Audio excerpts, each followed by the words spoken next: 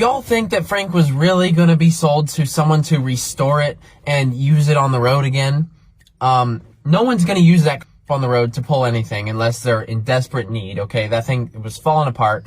Not everything is a new project. Not everything needs restored. Look at this stack. It's like nothing left.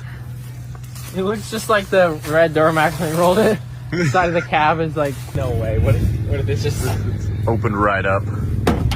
What?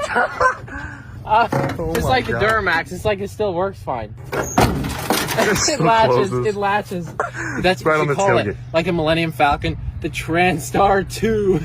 Pay a mechanic like 30 grand to come out here and just fix everything. Yeah, we just need a little bit to get it running back on the road.